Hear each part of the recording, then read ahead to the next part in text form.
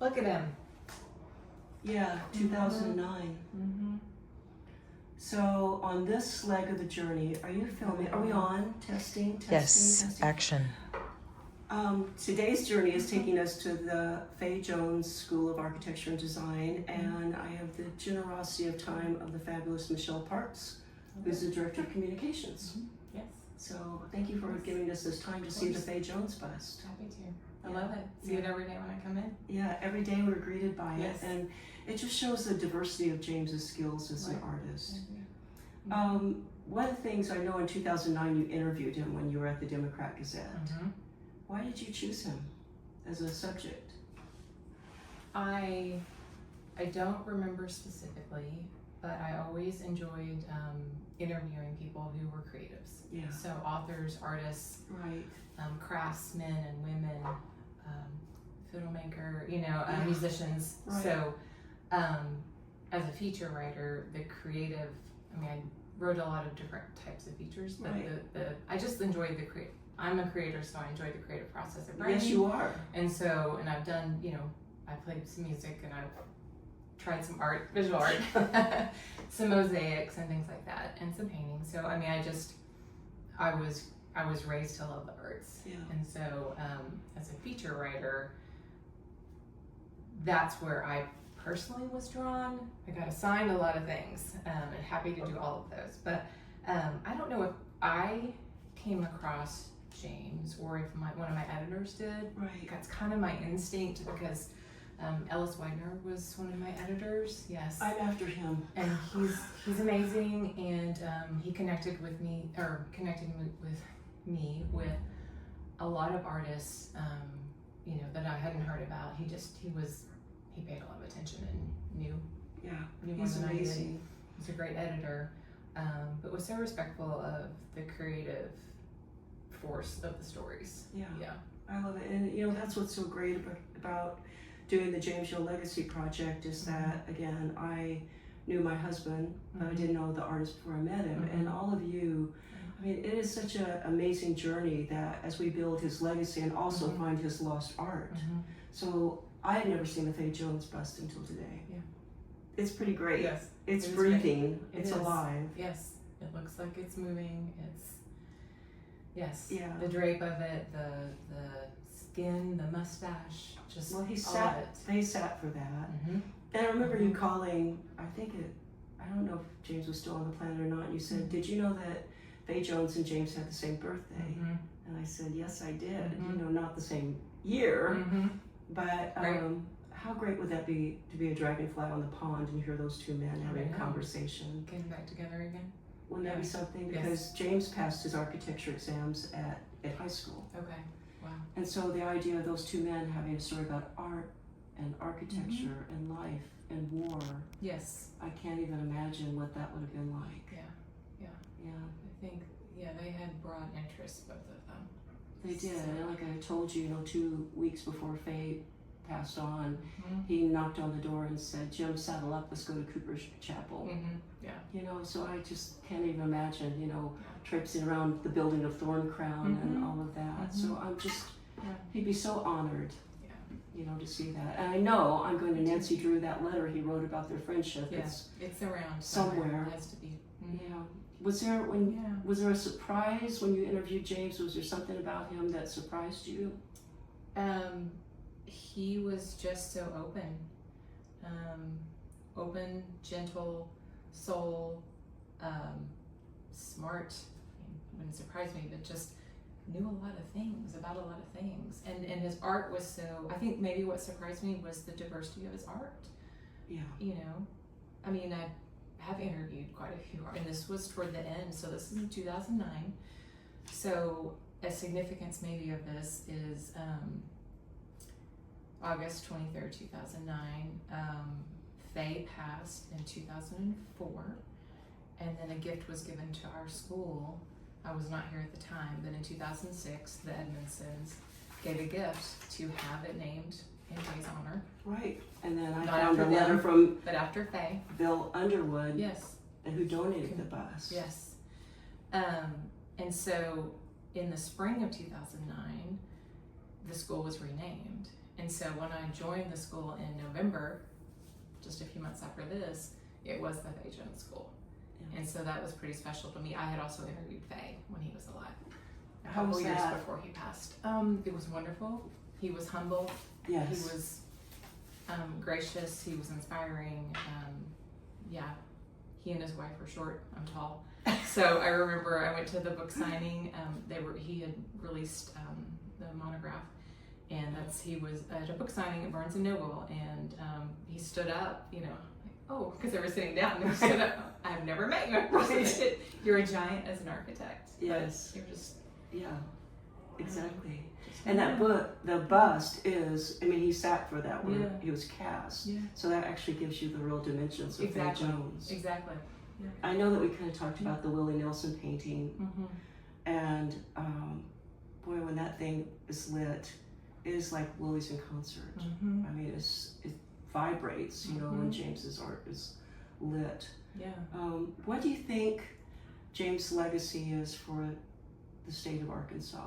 Because he interfaced with so many people. I mean, the reason why I was able to pull this letter from Bill Underwood out of the thin air is that I finally went through a box that I hadn't gone through. So this is a long project for me.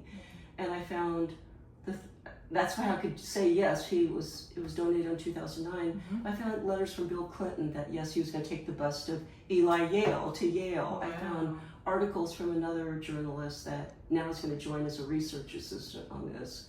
I mean, it's just a wealth. They're doing an interview next week with the Princess of the Lake. That's the woman in chainmail coming out of the lake. Yes. And I DM'd her. This is a big deal for me to say. Yeah. And I said, Katie, are you the Princess of the Lake? She said yes. So once again, I have passive aggressively shamed my daughter into writing her story of when she and James first saw this beautiful woman trying on chainmail, and oh my goodness, she went out the door and James had her go get it. So we're going to tell that story next week. Wow. Yeah, it's fun.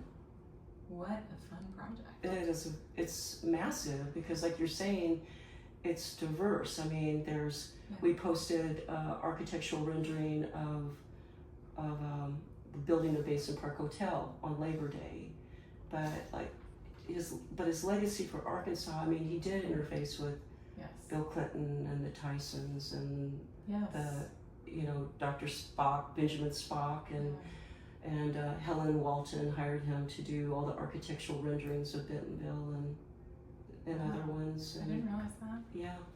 Where are they? I don't know. Somewhere. So, yeah, but that's for me. It's building his catalog. Yeah. You know, and you know when I used to do events for Eureka Springs, you know, Glamour Productions, I'm not there to entertain you. You're to be part of the entertainment. So on this journey that my lovely assistant, Melanie Myers, is doing, we're inviting people to be part of the Nancy Drew crew. Yeah. So if you have a James Yale. I'm a Nancy Drew from way back. Oh, yes. And Agatha. So. Have you seen Miss Fisher's Murder Mysteries? I have. Some. Okay. Yes. Any of that. Yeah. Yes. So anyway, this is this invitation to all of you that there's over 2,000 pastels that he did in the 60s and 70s at art fairs. Can you imagine a wall in a museum that is just a whole wall of these pastels? And he would always get these emails saying, we have a pastel you did of my Aunt Gracie, and it's been treasured in my family for years. So people, even things like that, you may not even know you have a James Yale. Right. Well, that's what I was going to say. I'm not sure what his legacy is. I think it's deeper and broader than we even know. And I think you're finding that out. Yeah. As you're digging and I know. Making those connections. One of the things in this article that you did, he talked to you that he was privy to be part of the moon landing because he had to shrink down this passive seismic solar computer that's on the moon that measures moonquakes. So even things like that, it goes on and on and on. I don't know what he didn't do, maybe. Well, I can't imagine what he could have done, I mean, because he was really humble. and then he did all this for 35 years. He had multiple sclerosis. So, you know, where he says, and I just read this the other day, like I could knock out 40 paintings in a year. 3 is a good number by the time you interviewed him. Yes. Yeah. But I think his legacy goes on for future generations about, I think his legacy is his perseverance. Mm-hmm. I would say that. And that he stayed James Yale no matter all odds, and that he's self-taught. I don't remember that part. Oh, he is.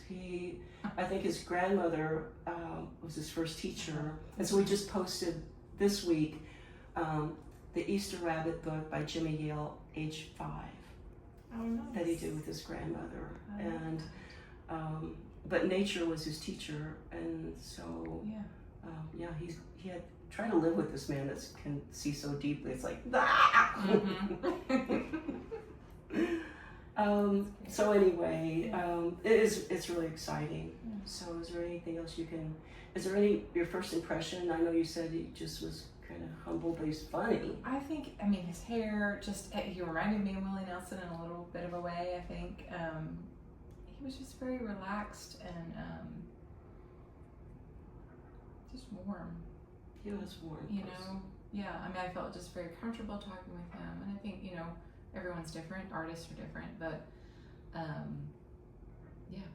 I just felt very, very comfortable, and I was fascinated by all the things he had done. Yeah. And it sounds like things I didn't even know. An interview like this, it's always my struggle. You know, you spend a couple hours with someone and you're telling their life story. Right. You know, he's trying to think, how old would he have been at this time? In 2009. 60, Let's see, 1947. Yeah. Yeah. Yeah. Whatever. He's probably about 60. I think it's 62. 60. Yeah. Yeah. Maybe. Anyway. Yeah. We couldn't cover all those years and every, you know, nuance of his life, but he, like I said, he was very open. 62 is right there. Good for me. I didn't have to do the math. Here's this one. This is a really good one. Yes. Oh my gosh, yes. Yeah, I think that was part of it too. We're all Aquarius. So Fay and James and I. Yeah. I'm a February 17. I like you all. So I also, you know, I forgot about that. Leo made Aquarius. That's you. Oh, yeah. So I think just his humor. So you're right. I remember he was having a little bit of mobility issues, and but still gracious and joyful and I don't know, generous with his time. I feel like he was getting tired a little bit toward the end of the interview, and I feel like that's the only reason we stopped. Yeah. You know. Yeah. Thanks for recognizing that, because a lot of people didn't. Yeah. You know, his legacy for me is to be present. Yeah. You know, I mean, you can't go to the end of your time with somebody, and no matter how rough, you know, sundowning, whether you have a cold or MS, every day was a brand new day. You know, it was a brand new day to stay present, and you know, it's another beautiful day on planet Earth. So, well, I want to thank you to the Nancy Drew crew. Here's to us. I want all of you to come to the Fay Jones School of Architecture Design and see the bust. It's magnificent, and one day it'll have his name by it, right? Yes. Yep. You will. Okay. Thank you so much. Of course. I hope we get to do more together. Love to.